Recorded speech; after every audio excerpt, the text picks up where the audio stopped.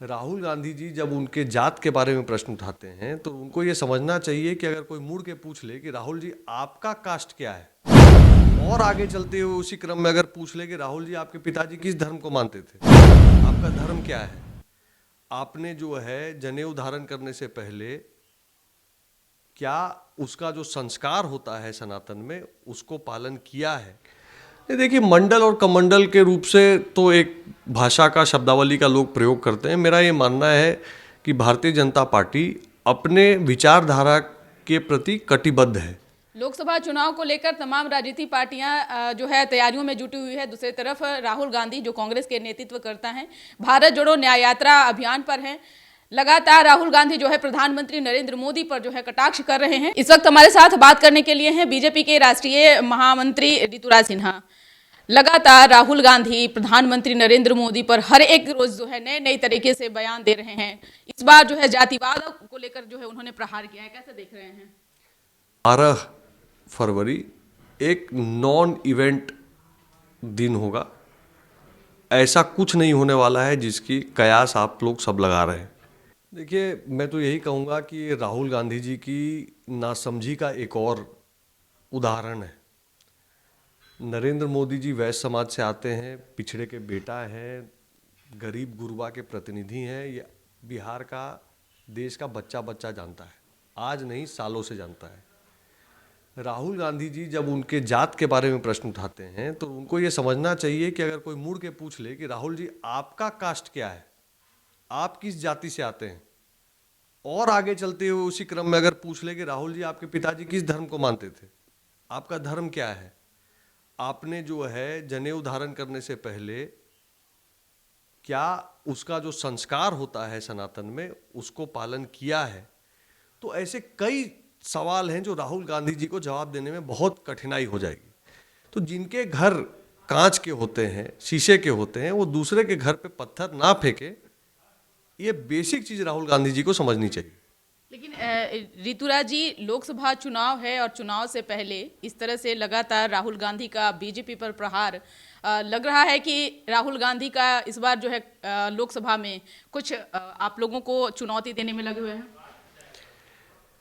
राहुल गांधी जी क्या चुनौती देंगे? मैं तो ये देखता हूँ कि एक इंडी अलायंस जब बना था तो एक बड़ी चर्चा थी कि भाई एक मोदी जी को रोकने के लिए बना है, मोदी जी को चुनौती देने के लिए बना है।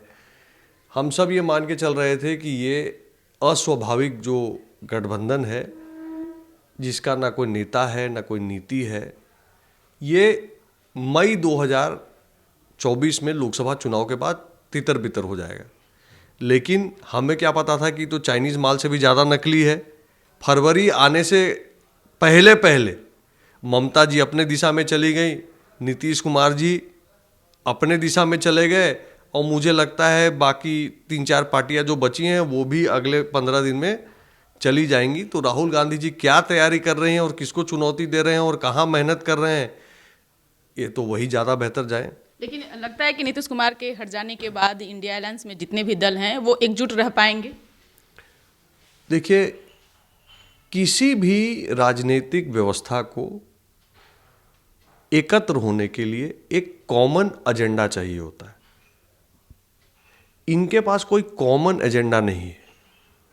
इंडिया अलायंस का अगर कॉमन एजेंडा है तो सिर्फ 3 बिंदु का है। नंबर 1, मेरे परिवार के अगली पीढ़ी की व्यवस्था कैसे हो। नंबर 2, हमने जो करप्शन करके प्रॉपर्टी बनाई है उसको ईडी से कैसे बचाया जाए।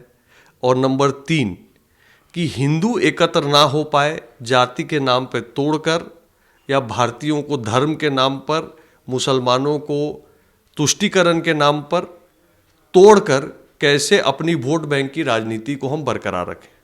यही 3 इनके कॉमन फैक्टर हैं। आप देख लीजिए, वो कश्मीर की पार्टियां हो पीडीपी, या सपा हो उत्तर प्रदेश की, या बंगाल का ममता जी और उनका परिवार हो, या लालू जी का परिवार हो बिहार में, या डीएमके का स्टालिन जी का परिवार हो, या शरद पवार जी का परिवार हो, इन सब में कॉमन धारा क्या है? 3 ही है। एक परिवारवाद, दूसरा भ्रष्टाचार, और तीसरा तुष्टीकरण। निश्चित तौर पे, और प्रधानमंत्री नरेंद्र मोदी ने जो है इन्हीं तीनों बातों का खंडन किया है कि जब अगर हम सत्ता में रहते हैं तो इन तीनों चीज़ों को कभी नहीं चलने देंगे। तो आपने मंडल और कमंडल दोनों को साथ में, देखिए, मंडल और कमंडल के रूप से तो एक भाषा का, शब्दावली का लोग प्रयोग करते हैं। मेरा ये मानना है कि भारतीय जनता पार्टी अपने विचारधारा के प्रति कटिबद्ध है। 1952 में हमने 370 हटाने का प्रण बनाया, भले उसमें बहुत लंबा समय लगा, लेकिन हमने उसको प्राप्त किया। 1990 में पालमपुर में भारतीय जनता पार्टी ने अपने अधिवेशन में तय किया कि रामलला का मंदिर बनना चाहिए। लंबा संघर्ष हुआ, लेकिन हमने उसको पूरा करके दिखाया। उसी प्रकार से हमारा मानना है कि किसी व्यक्ति का एजेंडा भाजपा में नहीं है, ये एक राष्ट्रवादी सोच है जो भाजपा के एजेंडे को गाइड करती है। और भाजपा का एजेंडा स्पष्ट है, इस देश में सभी नागरिक एक समान है, इसलिए यूनिफॉर्म सिविल कोड आना चाहिए। इस देश की तरक्की में जनसंख्या एक बाधा न बने, इसके लिए जनसंख्या नियंत्रण कानून आना चाहिए। इस देश में जो घुसपैठिए अंदर आके बैठे हैं, उनको बाहर हटाने के लिए एनआरसी आना होगा। हमारे हिंदू और अन्य जातियों, धर्मों को मानने वाले जो पुराने समय के पार्टीशन के पहले के जो परिवार हैं, जिनको प्रताड़ित किया जा रहा है पाकिस्तान और अन्य देशों में, उनको हम वापस अपने घर पूरे सम्मान के साथ ला पाएं, नागरिकता के साथ ला पाएं। इसलिए सीए होना चाहिए। ये हमारी कटिबद्धता है, हमारी विचारधारा है, और भारतीय जनता पार्टी का कार्यकर्ता उसको लेके आगे बढ़ता ही रहेगा। नरेंद्र मोदी जी हों, उनके कार्रवाई को आप देखिए, उसको जोड़ के देखिए अटल जी और अडवाणी जी के कालखंड से। आपको लगेगा कि अटल जी, अडवाणी जी जो काम शुरू करके गए थे, नरेंद्र मोदी जी उसको कहीं ना कहीं फाइनल स्वरूप दे रहे हैं। और अटल जी, अडवाणी जी जिस काम को आगे बढ़ा रहे थे, उसको रिवाइंड करके देखिए तो आपको लगेगा कि श्यामा प्रसाद मुखर्जी जी और दीनदयाल उपाध्याय जी की जो सोच थी, तो कहीं ना कहीं एक कंटिन्यूटी आपको दिखेगी। तो ये भारतीय जनता पार्टी और अन्य पार्टियों में मूल फर्क है। एक सवाल है कि आप लोग लगातार कह रहे हैं कि इस बार लोकसभा चुनाव में 400 से अधिक सीटों पर जो है जीत दर्ज करेंगे। आगे क्या आप लोगों का जो है तैयारी चल रहा है, किस तरह से तैयारी चल रहा है? क्योंकि दूसरी तरफ राहुल गांधी आप लोगों को मात देने के लिए जो है हर जगह कहीं ना कहीं नुकसान पहुंचाने के लिए लगातार वो प्रयासरत हैं। देखिए, मैं तो कहूँगा राहुल गांधी जी भारत जोड़ो न्याय यात्रा पे जो निकले हैं, लेकिन उनकी पार्टी की हरकतों को आप देखिए, वो भारत तोड़ने का काम कर रही हैं, जोड़ने का काम नहीं कर रही। मैं बताता हूं आपको तथ्यों के साथ।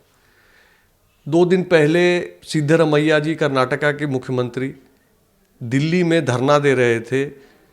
साउथ के राज्यों को, दक्षिण भारत के साथ अन्याय हो रहा है, इस मुद्दे को लेके कहीं ना कहीं नॉर्थ और साउथ, उत्तर और दक्षिण के बीच में भेद पैदा करें, इस लक्ष्य को लेके। ये जोड़ना है भारत को या भारत को तोड़ना है? उसी तरह से राहुल गांधी जी जातिवाद, कास्ट सेंसस पूरे देश में करवा के हिंदू समाज को जोड़ने का काम कर रहे हैं या हिंदू समाज को तोड़ने का काम कर रहे हैं? राष्ट्रवादी सोच के विपरीत जाकर हिंदू धर्म के आस्थाओं का निरादर करते हुए राम मंदिर के प्राण प्रतिष्ठा कार्यक्रम के निमंत्रण को ठुकराकर उन्होंने क्या किया? कहीं ना कहीं तुष्टीकरण की राजनीति और भारत के समाज को हिंदू और नॉन हिंदू में बांटने की राजनीति को बढ़ावा देने का काम किया। तो आप मुझे सही से बताइए कि राहुल गांधी जी क्या भारत जोड़ो यात्रा कर रहे हैं या भारत तोड़ने का एजेंडा चला रहे हैं? राहुल गांधी जी पूरी तरह से भारत के जनमानस के स्वभाव से, उसकी मान्यताओं से, उसकी भावनाओं से डिस्कनेक्टेड है। और इसलिए राहुल गांधी जी, भाजपा को जितनी सीट आए ना आए, राहुल गांधी जी इस बार कांग्रेस पार्टी 40 के नीचे सिमटेगी, आप लिख के ले लो। एक सवाल यह भी है कि 2024 आप लोगों के लिए बहुत बेहतर जो है रिजल्ट दे रहा है और जिसका जीता जागता उदाहरण है 22 जनवरी को माफ करिएगा, रामलला का प्राण प्रतिष्ठा हुआ। आप लोगों ने कर्पूरी ठाकुर को भारत रत्न दिया, लाल कृष्ण आडवाणी जी को भारत रत्न दिया, और नया नया अगर देखा जाए तो बिहार में भी आप लोगों की गठबंधन की सरकार बनी है। और 12 फरवरी को देखा जाए तो बिहार के लिए कहा जा रहा है कि राजनीति के लिए बहुत अहम दिन माना जा रहा है, उस दिन फ्लोर टेस्ट है। ऐसे में कैसे आप लोग बहुमत साबित कर पाएंगे? लालू प्रसाद यादव भी इस वक्त चुप हैं और उनकी चुप्पी का कारण सभी जो लोग जानते हैं कि कुछ न कुछ वो गुल खिलाते हैं राजनीति में। देखिए, मेरा जहाँ तक मानना है, मुझे लगता है कि 12 फरवरी एक नॉन इवेंट दिन होगा। ऐसा कुछ नहीं होने वाला है जिसकी कयास आप लोग सब लगा रहे हैं। भाजपा का एक एक एमएलए पहले कार्यकर्ता है, बाद में एमएलए है, अनुशासित है। मोदी जी का जो निर्देश है, नड्डा जी का जो निर्देश है, उसका अक्षरशः पालन होगा। जदयू भी अपने विधायकों पे पूरी तरह से कंफर्टेबल है, आश्वस्त है। मुझे नहीं लगता है कि ऐसी कोई सी चीज़ होने वाली है जिससे आपको राजनीतिक मसाला 12 तारीख को मिलेगा। हाँ, लेकिन उसके पहले चर्चाओं का बाजार गर्म रखना मीडिया का काम है, तो आप अपने काम में लगे रहिए। हम अपने रूप से पूरी तरह से आश्वस्त हैं। बहुत बहुत शुक्रिया।